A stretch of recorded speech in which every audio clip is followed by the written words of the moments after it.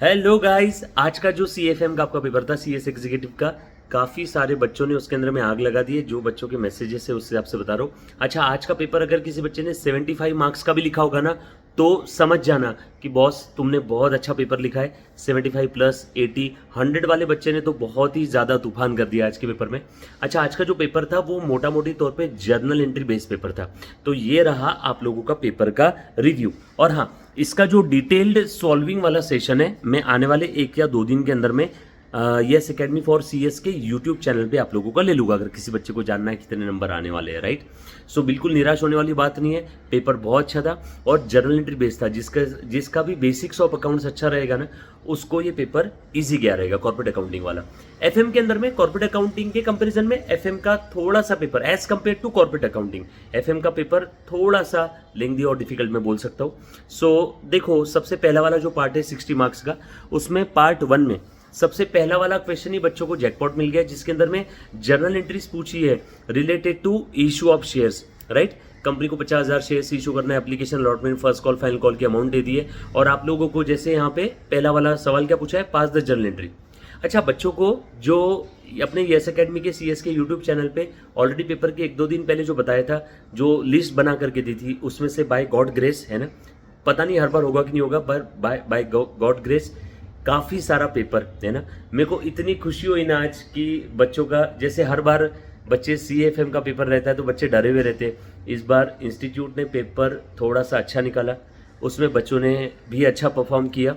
Right, तो बहुत बहुत ज़्यादा अच्छा लग रहा है। एंड आप लोगों का जो यूट्यूब वाले सेशन थे, वन शॉट जो सेशन थे, उसके ऊपर रिस्पॉन्स भी अच्छा था और उसके लिए तहे दिल से शुक्रिया। सो पहला वाला जो क्वेश्चन था, इसके अंदर में जर्नल एंट्रीज पास करना था आप लोगों को, इशू फॉर फीचर की। राइट, एंड वर्किंग नोट्स भी लिखना था। Then calculate the underwriting commission, आपको अंडर राइटर का पूछ लिया। सिंपल स्ट्रेट फॉरवर्ड क्वेश्चन था। And pass the journal entry for the payment of underwriting commission, underwriting commission account debit to underwriters, और उसके बाद में net settlement last वाला। सो ये पहला क्वेश्चन था आप लोगों का, टोटल 15 मार्क्स का। मैं उम्मीद करता हूँ बच्चों ने सॉल्व किया रहेगा। राइट, जैसे बड़े क्वेश्चन में अपने ऑलरेडी डिस्कस किया था ना बच्चों, कि पहले ही लास्ट में जाकर के देख लो पूछा क्या है, तो आप लोगों को अच्छा रहेगा, है ना, क्वेश्चन दोबारा पढ़ने की जरूरत नहीं रहेगी। देन दूसरा वाला जो क्वेश्चन पूछा था आपको, इसॉप का एक 5 नंबर का इजी क्वेश्चन पूछ लिया। ये तो मुझे ऐसा लगता है कि काफ़ी सारा पेपर इन्होंने अपने पिछले 4-5 अटेम्प्ट के जो पेपर थे उसी के बेस पे बनाया है, बट उसका थोड़ा सा लाइट वर्जन। राइट, उसके बाद सेकंड जो इसमें क्वेश्चन है, ये आप लोगों को यहाँ पे इन्होंने डिबेंचर्स की जर्नल एंट्री वाला क्वेश्चन पूछ लिया। Again, pass all the journal entries related to ये डिबेंचर्स जो इशू किए उन्होंने। देन उसके बाद अगेन देखो जर्नल एंट्री वाला क्वेश्चन 2 का सी। देन कपूर लिमिटेड वाला जो एक क्वेश्चन था, इसके अंदर में आप लोगों को क्या बोला बेटा, बोनस शेयर्स दिया, और बोनस शेयर्स के लिए सोर्स आप सभी को मालूम है, सीआरआर, सिक्योरिटी प्रीमियम और फ्री रिजर्व। सीक्वेंस भी आप लोगों को मालूम था, तो ये आपने सॉल्व किया रहेगा। देन यहाँ पे आप लोगों को सारा डिटेल दे दिया, और यहाँ पे ओ भाई साहब, रिडम्पशन ऑफ प्रेफरेंस शेयर वाला क्वेश्चन है। अच्छा, इसमें भी आप लोगों को जर्नल एंट्री पूछ ली है। राइट, क्वेश्चन नंबर हम लोग 3A तक पहुंच गए, रिडम्पशन ऑफ प्रेफरेंस शेयर। मैं उम्मीद करता हूँ बच्चों ने अपना चार्ट बना करके, एंट्रीज बटरफ्लाई बना करके, तितली बना करके एंट्री आपने लिखा होगा। देन उसके बाद Yash Limited recently reported the following income statement, और आपको ओ भाई साहब फोरकास्टेड पीएनएल भी पूछ लिया, नेट इनकम आपको, और expected growth rate in the dividend, पिछले डिविडेंड के मुकाबले इस बार का डिविडेंड कितने से बढ़ा है। राइट, देन उसके बाद जो अगला क्वेश्चन दिख रहा है वो है, अच्छा, डेटर्स टर्नओवर रेशो, आप लोगों का ट्रेड रिसीवेबल टर्नओवर रेशो पूछ लिया है। Put the value get the answer है, रेशियो एनालिसिस वाला अपना topic, financial statement analysis. Then average credit period भी निकालने के लिए बोल दिया था। देन 4 के ए के अंदर में क्या बोला है, बायबैक का क्वेश्चन आ गया। बायबैक की अपनी कंडीशन अप्लाई करनी है इसके अंदर में, चेक करो तो। अच्छा, इसके अंदर में तो उन्होंने स्ट्रेट पे बोल दिया, company announces the buyback of 25%, investment बेच दिया, बायबैक के लिए पैसा नहीं था तो, और नए शेयर्स भी इशू किया है। Entire amount is payable at the time of application, नए शेयर्स वाला। दैट्स इट, आप लोगों को सिंपल एंट्रीज पूछी, यहाँ पे कोई 3 कंडीशन वाली चीज ही नहीं है। Then on the basis of following information, भाई साहब ये डायरेक्ट क्वेश्चन आ गया कैश फ्लो स्टेटमेंट का, कितने नंबर के लिए, 5 नंबर के लिए। Just put the value get the answer, put the value get the answer, आपका direct question cash flow statement का। देन आगे आपको दिख रहा है यहाँ पे, what will be the number of the shares to be issued. अच्छा, issue of shares for consideration other than cash है क्या, yes, consideration paid as follows, थोड़ा सा पैसा चेक से दिया, और रिमेनिंग जो दिया in the form of shares, ये भी अपना इजी क्वेश्चन है, amount payable divide by issue price पर शेयर, अप्लाई करके नंबर ऑफ शेयर्स आ जाएगा और नंबर ऑफ शेयर्स आने के बाद एंट्रीज पास करना है। देन उसके बाद आप लोगों का 4A ऑल्टरनेट दे दिया, borrowing cost as per AS 16। हाँ, ये थोड़ा सा जो बच्चों ने AS का एक पैराग्राफ पढ़ लिया होगा, तो बोरोइंग कॉस्ट जनरली हम लोग जब भी कोई कैपिटल एसेट परचेज करते हैं तो उस समय उस असेट के लिए हम लोग बोरोइंग कॉस्ट इनकर करते हैं, तो बोरोइंग कॉस्ट का यहाँ पे शॉर्ट नोट लिखना था। कितने नंबर के लिए? 5 marks each. Then distinguish between cash flow to the firm and free cash flow to the equity. Cash flow to the firm मतलब क्या रहता है? जनरली फर्म जब अपने डेट रीपे कर देती है तो फर्म अपने डेट पेमेंट करने के बाद जो फर्म के पास पैसा बचता है वो free cash flow to the firm है। And cash flow to the equity यानी अपना patties, profit after tax.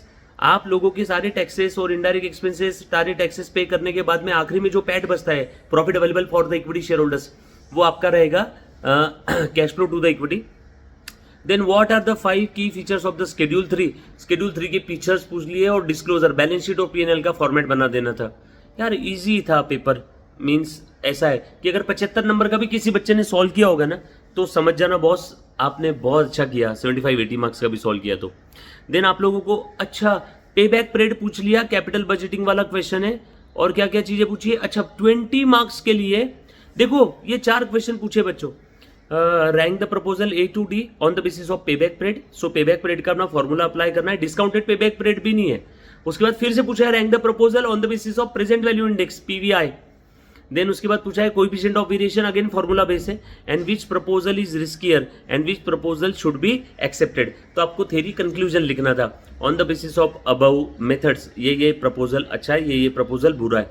Then उसके बाद में आगे अगेन आपको कैश फ्लो दे दिया है and terminal value of the cash inflow भी आप लोगों को बता दिया है। कॉस्ट ऑफ कैपिटल 15% है। और आपको पूछा क्या यहाँ पे? आपको पूछा है Ganesh limited evaluating the project that has been following cash flow associated with it, cost of capital is 15%, calculate. अच्छा आप लोगों को बस terminal value of the cash flow पूछा है ऑफ द कंपनी। सो और आप लोगों को सारी चीजें, कॉस्ट ऑफ कैपिटल भी 15% दे दिया है, तो बस प्रेजेंट वैल्यू निकालना था इसके अंदर में। और क्या मेरे ख्याल से लास्ट एक दिन पहले किसी बच्चे ने ग्रुप पे पूछा था प्रेजेंट वैल्यू कैलकुलेटर पे कैसे निकालना है बेटा जल्दी से, वाह यार। एंड आगे दिया है required to calculate the selling price to be quoted for the desired profit of INR। अपना ऑपरेशनल अप्रोच के अंदर में आप लोगों को सेलिंग प्राइस कैलकुलेट करना है इतना प्रॉफिट अर्न करने के लिए। कितना डिजायर्ड प्रॉफिट दिया है? 4,20,000। यार ये भी श्योर शॉर्ट अपना फॉर्मेट बेस्ड क्वेश्चन है, मार्जिनल कॉस्टिंग वाला। Sales minus variable cost is equal to contribution, contribution minus fix cost is equal to profit, बरोबर है। और आपको डिजायर्ड प्रॉफिट पता है तो रिवर्स कैलकुलेशन करते करते जाओ, सेल पता चल गया, divided by number of unit डाल दिए तो सेलिंग प्राइस आ जाएगा। उसके बाद following figures relate to the capital structure आपको दे दिया है and computer total market value of the ABC company and overall cost यानी WACC निकालना है यहाँ पे। और यूजिंग NI अप्रोच, देखो बच्चों हमने लास्ट लेक्चर में 2 ही अप्रोच बोले थे पूरे कैपिटल स्ट्रक्चर थ्योरीज में, NI और NOI। तो NI पे आ गया और यहाँ पे आपको बोला है calculate the MVA, market value added, market value minus book value of the shares is equal to market value added. इसके ऑप्शंस में इन्होंने दे दिया है classify the following risk, systematic, unsystematic, changes in law. अच्छा सिस्टमेटिक मतलब जो अपने हाथ में नहीं है, बाय डिफॉल्ट होने वाला है। अनसिस्टमेटिक जिसको हम लोग कंट्रोल कर सकते हैं। सो ये कुछ इन्होंने दे दिया है, इजी चीज है यार। पेपर अच्छा था, 75 प्लस अगर किसी ने लिखा होगा ना। और वाओ RSI के ऊपर हमने थ्योरी प्रैक्टिकल देखा था तो वो थ्योरी वाला क्वेश्चन इस पे आ गया एंड हमदाई क्वेश्चन भाई साहब। सो बच्चों मेरे हिसाब से जिस किसी बच्चे ने अगर पिछले 4 एग्जाम भी अगर अच्छे से 4 एग्जाम के पेपर सॉल्व कर लिए होंगे तो उसका पेपर ये अच्छा गया होगा। एंड मैं दिल से प्रार्थना करता हूँ कि आप सभी का रिजल्ट भी बहुत ज़्यादा अच्छा है, आप CS एग्जीक्यूटिव के 6 सब्जेक्ट में। In short last but not the least, yes academy के मेरे जितने भाई लोग हैं, जितनी सबकी मेहनत थी, सबकी मेहनत मेरे ख्याल से इस बार रंग लेकर के आएगी। खास करके आप लोगों की मेहनत, आपने भी बहुत अच्छी मेहनत ली है, यस की सारी टीम ने बहुत अच्छी मेहनत ली है। इसी मेहनत के साथ है ना हम लोग कामना करते ऊपर वाले से कि आप लोगों का एग्जीक्यूटिव क्लियर हो जाए और आप बहुत जल्दी हम लोगों से CS प्रोफेशनल पढ़ने के लिए आओ यार। So waiting for you guys with many parties, laddoos and peda. And waiting for you in the CS professional का क्लासरूम। उसको विकास सर प्यार से बोलते हैं बोर्ड रूम, है ना। चिराग सर के हिसाब से है वो मस्ती की पाठशाला। वैभव सर के हिसाब से एकदम खतरनाक रैंकर्स जनरेट करने वाली फैक्ट्री। एंड मुस्कान मैम के हिसाब से है बॉस कि हर चीज बस आप आ जाओ हम करा देंगे। सो यार आप सभी को all the best for your result, all the best.